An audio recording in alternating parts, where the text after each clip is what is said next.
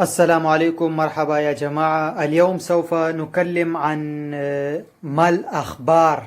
كيف نقول 10 طرق في لغة البشتونية، لغة بشتو أفغاني.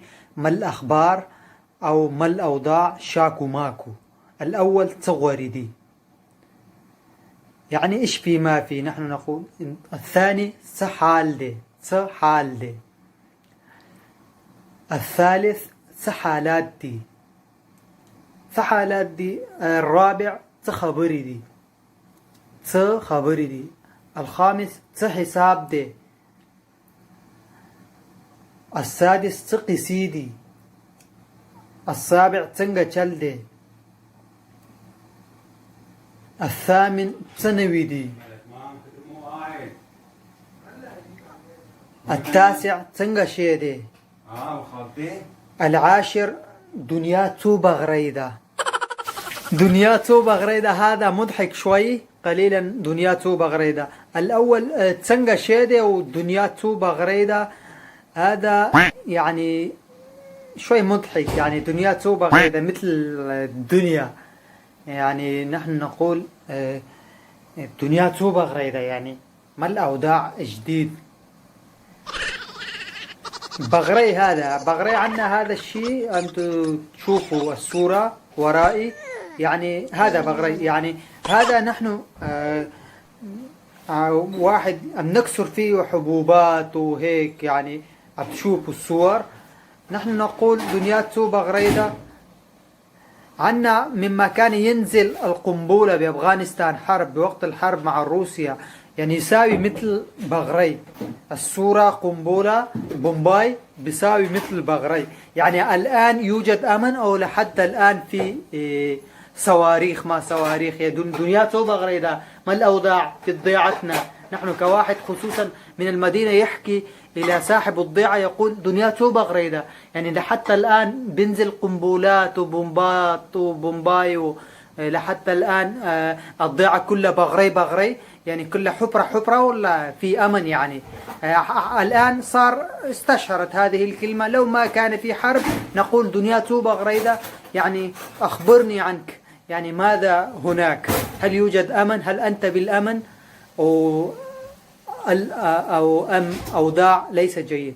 أنتم تشوفوا، أنت ترون ورائي هذه الصورة للحجر فيه بالنصف قلب حفرة هكذا. لهذا السبب هذه الكلمة استشهرت عنا خصوصا في أفغانستان وليست في باكستان. البشتونيين في باكستان لن يقولون. وعندنا أيضا الخطائرة العجوز الكبار كثير يقولون دنياتو بغريدة. أنا أحبها جدا هاي.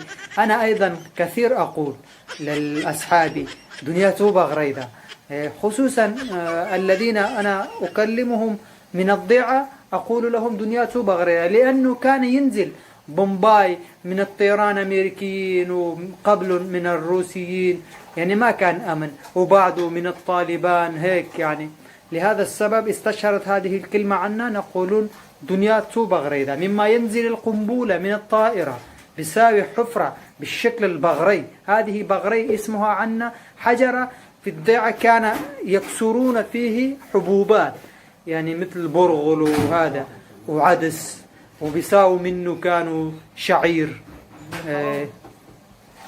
وهذا تغوردي غور عنا، يعني أحسن وأفضل. يعني ماذا عنك؟ أخبرني عنك، عن أفضل أشياء. شيلك مني، عيفوا، انسى السيئات وأشياء السوء. أخبرني عنك عن أشياء أفضل. ماذا حدث معك؟ ماذا يحدث معك عن أفضل؟ أخبرني عنك. غورة عنا، يعني أحسن، يعني أفضل. غيب وذو اللطائف لا يغيب. وخصوصا يعني تصغري هذا الآن أيضا مشهورة جدا عند الشباب وعند الكبار مع الكل. تصغري دي بس بأفغانستان. وتسحال دي حال عنا بالعربي نفس الشيء. حالات عنا جمعة وحال مفرد، وبالعربي أيضا حال، يعني حال عنا أيضا حال. تسحال دي يعني ماذا حال يعني ما أحوالك، ما حالك، ما أحوالك. حالات عنا يعني أحوال. حساب إساب يعني تسي إساب ده. أيضا نقول سي إساب ده يعني شاكو ماكو، يعني وتسقي سيدي. قصة عنا أيضا بالعربي نفس الشيء، قصة تسقي سيدي يعني ماذا يحدث معك، القصص جديد، أخبرني عنك. مثل مرحبا، شاكو ماكو، إيش في ما في، ما الأخبار، ما الأوضاع. هذا 10 كلمات نفس الشيء عنا، هذا المعنى. تسنجا تشلدي، تسنجا يعني ماذا، كيف، تسنجا عنا يعني كيف. تسنويدي نوي عنا جديد، يعني تسنويدي ماذا، ما الجديد عنك، أخبرني، أنا لا أعلم ما الجديد يحدث معك. تسنويدي يعني ما الجديد، أخبرني عنك من الجديد يلي يحدث معك الآن حالا. تسنجا شيدي شيء عنا أيضا بالعربي نفس الشيء، شيء. أما بالعربي شيء عنا شيء. تسنجا شيدي يعني كيف هذا الشيء، يعني لغة، المعنى لغوية هكذا. أما عنا بالمحاورة تسنجا شيدي يعني مرحبا، ما الأوضاع.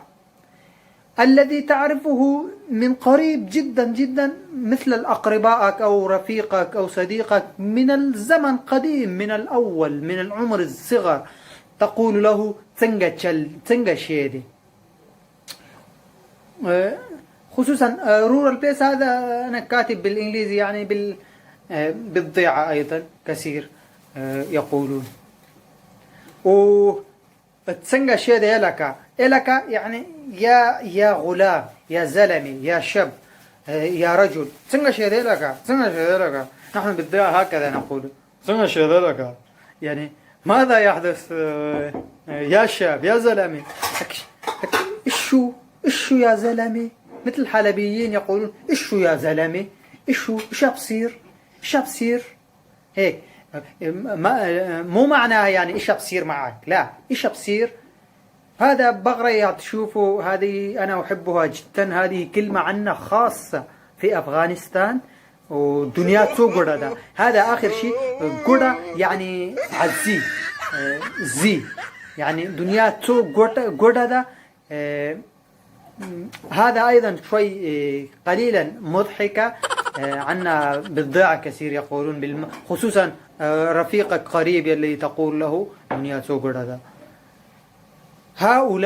هذا الدرس الآن إن شاء الله لهذا اليوم يكفي. اشتركوا بالقناتنا QRB ستوديو لكي يصلكم الجديد، كل جديد إن شاء الله. والسلام عليكم.